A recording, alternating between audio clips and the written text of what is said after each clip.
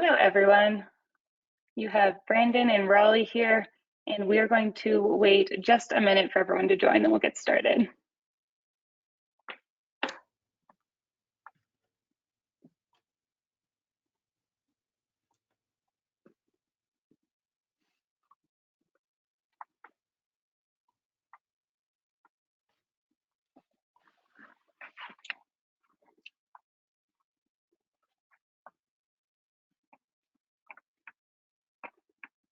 Looks like our attendees are still building.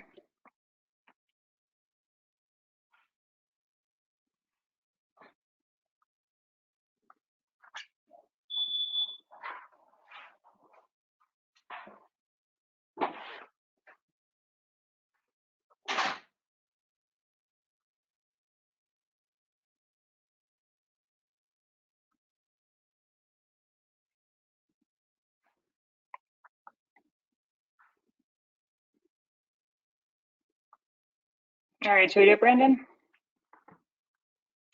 Yeah, I think we're good. Cool. I'll start with some housekeeping. So how to use our kind of webinar chat. Everyone sees we have the little panel on the side. There is a little chat box feature. There's a little caret down. And if everyone could start off testing that out with sharing where you're from.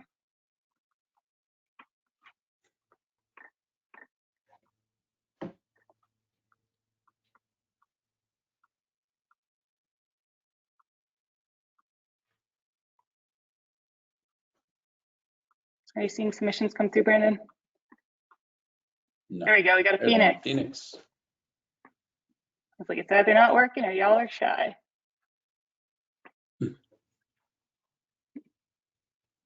Okay, and I'm going to send some things through. So I'm going to send through a link.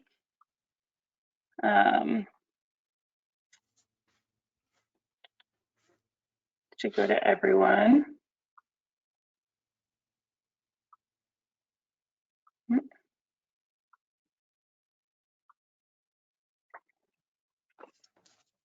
All right, so you guys should see a link coming through. And then there's also a handout section that has a download in it that we'll be going over later today. So the forecasting template. So you all want to have that up so you can kind of walk through that with us as we go over it. But we will get started. So welcome all to your most profitable year yet, our 2024 performance forecasting. We can dive into the next slide. So I'm Raleigh Jackson. I'm here today with Brandon Toms. We are the marketing and sales leaders at MarketSharp and Improve It 360. But today we're not here to talk about marketing and sales. So Brandon and I have been working together on our business forecasting for 2024 and thought that this would be a great topic to share with all of our customers and networks as you all are planning for your new year as well. So some of you might be veterans of forecasting your business performance, and it might be the first time for some of you as well. So we really wanted to start here today with some helpful insights, some good processes, and some templates for how to best set up your business for success next year with an optimized or completely new 2024 forecasting process. You can get the next slide. Thank you. All right, so the next slide is our agenda. So we'll be walking through some initial education around why we forecast, how it supports your business, some forecasting methods and methodologies, the data you need to set up your forecasting successfully for next year and years to come. And then we'll actually walk you through the forecasting exercise that we provided the template for that you can kind of take and configure to your own needs for planning your business. And then talking a little bit about MarketSharp and Improve It 360, just a quick highlight at the end. Okay, and a quick thank you to our partners and sponsors. So we have Dave Yoho, EverConnect, Westlake, Pella, Hatch, and ArcSite who have supported us to build out this webinar and our content. So thank you to all. Yeah, and I would say, yeah, thank you. And thank you guys for coming, and thank you to the sponsors that Raleigh just went over. So we're really excited, like we said, to talk about this. And we get asked the question a lot from when we talk to business owners every day about what is the importance of forecasting. Believe it or not, we do have a lot of folks that are either starting off looking to grow their business in a different way than they did year over year. So when we talk about forecasting, it's really about allowing you to take that look, that peek, if you will, into the future. Every year is different. Every year incurs different resources or costs and different predictions that are needed. So what this really allows you to do is setting those goals realistically, as well as establishing the budgets that are going to be associated with that. And I think from all of those pieces, building the strategies and the growth behind that really will tie in any additional costs that you're going to need to grow the business and what you need to spend over that course of that time. So there's two types of methods that we are going to talk about today. The first forecasting method is the top down. So this one, it's interesting. I think when you talk to people, sometimes you get a split, sometimes you get 60-40, 70-30, different pieces, but the definition here is really just from a high level piece and then working the way down. What I would say that the difference in this side is really just allowing that that method to kind of start with your target or goal and then kind of go from that point on. One budget is created at a time, which I think helps from a management perspective, and our folks that are below get to respond to the budget given to them rather than like creating their own and having that pushback that some of us really don't like to have in a leadership role. Others times we talk about it in a different way. What winds up happening here is that when you're not involved with the day-to-day, you might not be aware of everything that's going on from different departments. So that is the one spot here where you're able to kind of bring, not bring folks together and you just kind of, push that number down like the definition says. The other area that we look at in the other method is more from a bottom-up forecasting side. So when we talk about this, we start at the lowest level. That could be on your sales side, which is a typical side if I'm talking from my world and then moving your way up. And it's decided by that lower level piece and presented to the top. Where I think some of the advantages there is that we're from a lower side creates the budget based on the needs of the department. So I think where the upper management is discussing and thinking about strategy, the lower side is talking about the needs and where we need to go to kind of come into that middle piece and blend it all together. The one disadvantage that I think we hear the most when talking to folks is that they're not always in line with the corporate objectives. I think anytime that you bring in, and I'm sure everyone on this call has experienced this at one time or another, you bring in needs of a department, it might become a little bit more of a personal side, and then that targets are a little bit too easy to achieve because they're thinking a little bit further ahead, and therefore you kind of have to find where that delta is and where those where that middle ground is.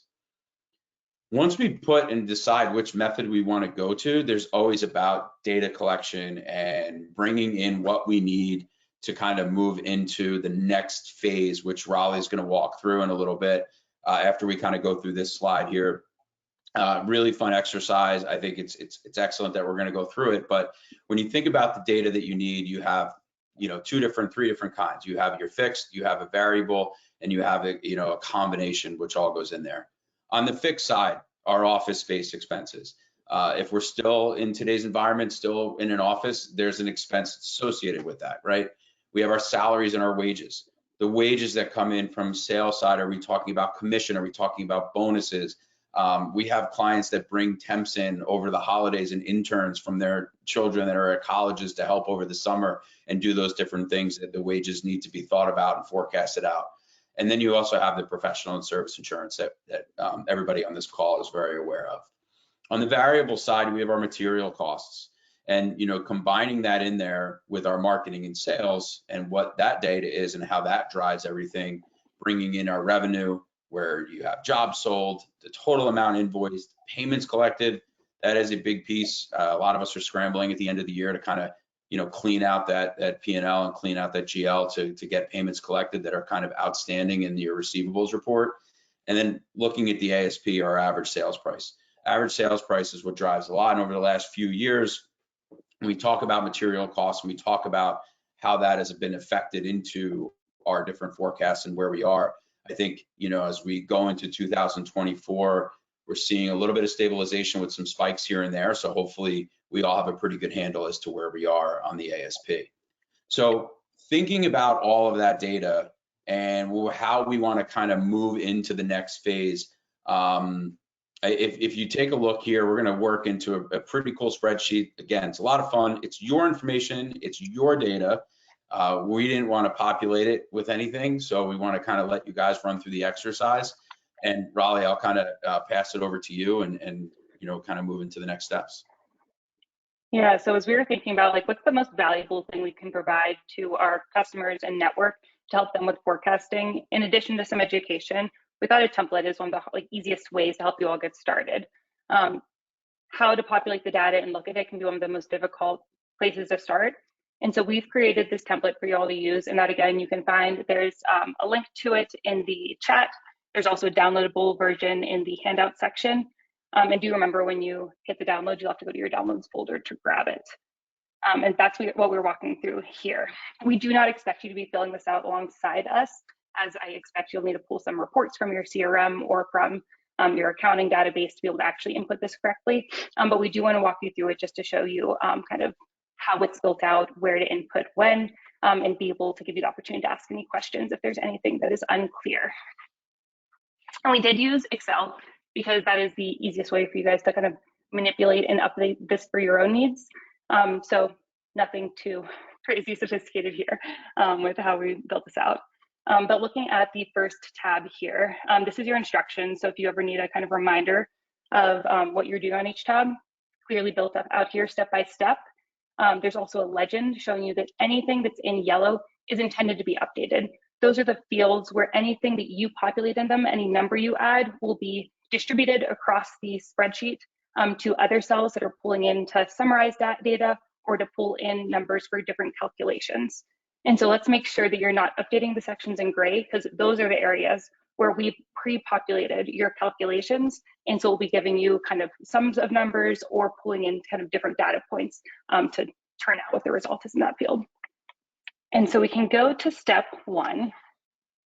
So we're going to start off with looking back. And if this is helpful for you, this is a great place to start. If you just want to look forward, we can do that too. But I'm going to take you to the full kind of spreadsheet that we've laid out here. So it's really helpful to know what you did in 2023 to be able to forecast for what you're going to accomplish in 2024. That's why we like to start here. And so looking back, I'm actually going to look at my bigger screen here. So excuse me while I look to the right. What you have here is what were your expenses in 2023. So we've broken down sections for marketing and sales, salaries and wages, office space and expenses, professional services and insurance fees, with all of the subcategories of what is standard, home remodeling or home improvement business has as expenses. There's sections to add your additional expenses. You can replace these if these are things that don't apply to you. Use this however it's most useful to you. And then based on what you pull from your accounting software, from your CRM, you'll want to populate either the month by month, or if it's helpful for you to do quarter by quarter or a whole year summary, you can do this as detailed or high level as you want, and it will populate into the summary fields above and on a future tab. And so if you see, as an example, we're populating in some advertising spend. So in this example, we spend $2,000 a month across the year. You likely had some varying spend. So it's good to update depending on how detailed you want to look at that view. Yeah, I think on this sheet as well, as we look back, we could also look forward by examining some of the expenses that you had, and maybe some of those look a little high, whether it's a lead provider or different CRM pieces or sales enablement software that you may say, okay, we've had a seasoned sales team at this point. Maybe is this a necessity going into next year? And we could really see where that impact is as we model out our 2024 plan. Yeah. All right, so that's 2023 expenses. Step two is looking at your actual 2023 revenue. Okay. All right, so in the revenue tab, the sections you want to input are first in row 14. How many employees did you have per month? And again, if you just have the summary, if you just want to plug one in across the board, that's totally fine. That will populate for our summaries. And then what are the services you have? So if you see on rows 16, 22, 28, you can update. So say you are a company that does siding installs and window installs. Do you want to break down per service, or do you just want to calculate all of your revenue combined? That's your decision, however detailed you want to get here. But what we do want to break down is per month or quarter, how many jobs did you sell? How much did you invoice for? How much of that payment did you collect? what is your average sales price, and then payment delta will actually be calculated for you, looking at those numbers. And so we did pre-populate this section here, so you can go ahead and remove this out in the template, but we did just want to show you how this was modeled for you. All right. So your next tab is view only. So this is pulling in all of the data from what you input to step 1 and step 2 for expenses and revenue, and showing you your monthly averages, your annual averages, and then your profit. And so the data we have in here is pulling from, an unfilled out spreadsheet. So don't look into the details too much here, but when you fill this out, you'll be able to look at this and see what was your 2023 profit, what was your profit margin, and then some additional details around, like on row 25, you see average cost to acquire a new job. And so that's taking your marketing and sales costs over how many jobs you actually acquired, and then showing you your averages there. So some helpful kind of insights to your business performance. All right. Then step 3 is where we start having some fun looking into 2024. And so this is where you start to think super high level, what are some changes I see coming next year? Do I think my marketing spend is going to dip or increase depending on your changing strategy? Are you hiring new staff? Maybe you're going to add 10% to your staff headcount. Do you have incremental other new expenses with maybe a new office, or your office space is getting smaller? Any of those details at the highest level, kind of on a percent focus, how are you updating your business? And this allows you to see, before you get into the kind of detailed planning, what your profit will look like and what your profit margin is. And so this allows you to play with the different levers you have available, to see where you're netting out, to see where you might need to be more focused or more strategic in certain areas before you get into the nitty-gritty details of the 2024 planning. All right. So step 4 starts again to those nitty-gritty details. So we do pull in 2023. So if you look at column B and then column O, you'll see that as you start to enter your 2024 plan, you'll see how that compares to 23 and your delta going into 24. And sorry, column P has that delta, not O. Column O is your total. And so you might just be copying and pasting your 2023 totals here if you don't plan on changing anything. But if you want to play around, if you know that you're going to have a new software you're adding to your tech stack, or you have a new material cost or a better price on materials, you'll want to reflect that here so you can see the deltas. All right. Then step 5, very similar. We have those same kind of 2023 reflection and 2024 delta for our revenue planning. So do you have new services that you're providing? Do you expect to be able to sell more in a certain area, maybe because you're investing more marketing in that area? Do you expect to make more because maybe you're raising your prices? But this is where you can kind of start to play with those different levers to see your increased profit for next year. All right. And then the final slide or tab we have here is another view only. And this is your 2024 summary. So very similar to the 2023 summary, but pulling in all of those 2024 final plans and showing your profit forecast and your margin for next year. So that is our template. And before we go back to the deck, if anyone has any questions about how to use it or kind of best practices within this template, please feel free to add them to the chat. We'll give you guys about 30 seconds, and then we'll jump to back to the deck, and there will be another opportunity for Q&A at the end and answer anything that you guys don't have time to input.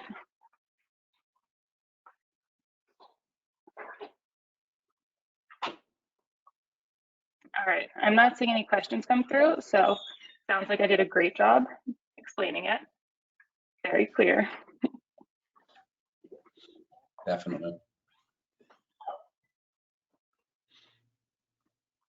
So a few things to remember as we kind of walk through the sheet and walk through the tabs that Raleigh just went through is, I kind of touched on a little bit in the first tab that we had, but you want to see what types of items and results move the needle, so to speak, of what you're doing, and that perfection here isn't necessarily the goal. What we're really looking to do is really understand what outcomes and what results may happen from different areas and different drivers that you have.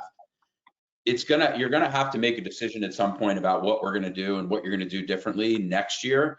And you could blend it with your experience and your business acumen, as well as bringing in that data and analysis and the numbers to kind of bring those new ideas to the forefront, to the table. So as we look at our tools and some of the areas where we are, I mean, as Raleigh mentioned, we're both in sales and marketing. A CRM and how we kind of operate within what our software does and where you could really influence your growth is for 3 very, very straightforward, simple points that have a lot of detail underneath them and underlying. You have your performance management side, budgeting, and your reporting. If you drive each of these pieces out, from a performance management, generation of leads, which then turn into sales, you bring in your ASP factor, you bring in those areas that we talked about earlier, track and managing the jobs and your contacts, those data and having the right data points that you're able to reach out to those jobs and to those contacts, and then visualizing that pipeline. We talk to business owners all the time, and one of the really large frustrations is what's in the pipeline. I want to hold somebody true to that pipeline. I just don't want to hear about it. I want to see it. So we're able to kind of provide you dashboards that can visualize that, and then find the gaps that are in your sales process and in the job finalization process that you may be able to kind of bring that revenue in the door sooner and close more business out in the field. How do we budget? Are we doing it by location with sales and marketing strategy plans? Is it more where we want to kind of build how we're going to take payments? Are we now taking them online? Are we taking them in the field? Are we taking pictures of checks? Are we producing credit cards? Are we offering loans out that we want to get instant 30-second approval rates and things like that? How can we take that and build that into our budget, which all of this flows into our reporting? So when we sit down and we plug in the numbers into the spreadsheet that Raleigh just walked us all through, where are we generating those reports to get that data? Having everything built in, building out our performance, building out our budgets, building out our process will be able to give us all these high-level reporting dashboards that we really want on a day-to-day basis, as well as customizing that. Both of our CRMs have the ability to produce very, very strong reporting, and one of our CRMs is very detailed in customizations on how you want to do that. So that's where we come from, and that's where we could really influence and help drive the strong forecasting data and analysis, as well as the projections that you're going to need. So we really thank everybody for coming today. Again, thank you to our sponsors. At this point, we'd like to see if there's any questions in the chat that we could answer. Happy to do so. Happy afterwards. We'll share our contact information. By all means, reach out to us. We are here through the end of the year because we're in forecasting mode right now as well. So hopefully we're able to kind of get some time away, but we'll be kind of sharpening the pencil, as they say. So again, thank you all. Thank you, Raleigh. And if there's any questions, please enter in the chat, and we'll do our best to answer them for you. And one tip I forgot at the beginning about the Google spreadsheet with the template is we'll ask you to copy out your own version of that because we won't be giving you editing access to the actual template. So if you want to use that instead of the download, just make sure that you're going to the file copy. So you have your own version there to update. All right. Brendan, are you seeing any questions come through? Let me take a look here.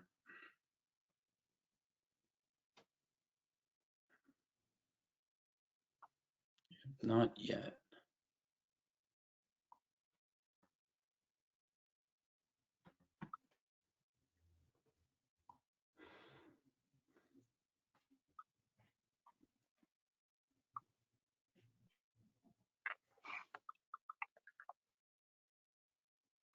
Okay, here's one.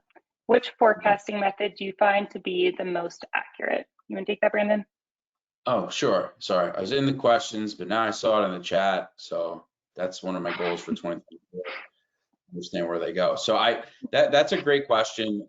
You know, I think both definitely have their strengths and I think some weaknesses. I think on the bottom up forecasting side, for myself personally, and where my experience lies is I think it's a bit time consuming. And I also think that you might deal with a little bit of overconfidence in terms of where we want to go. I think for here, it's definitely, you can drive better decision making. It does help improve our sales performance, but very important to find that balance would be my piece.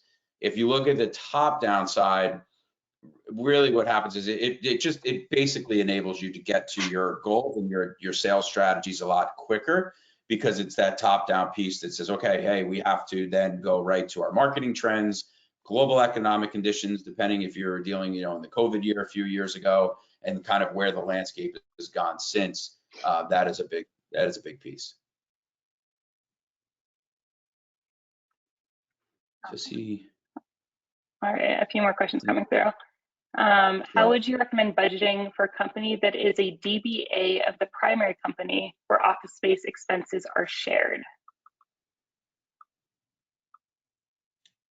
So again, another great question. I think when you look at the shared expenses and those types of things, I think a top-down forecast would be a really good idea here, because you're able to kind of work together and build through the strategies, and then put that number down through the team, adjust the sales and the strategy and where you are from a business standpoint, to kind of build that forecast from the top down. If you do that from the bottom up, you're going to run into situations where you're going to have to reevaluate what those expenses are and those costs, and you may have to go back down to that team and have them kind of redo all the numbers and the forecast there.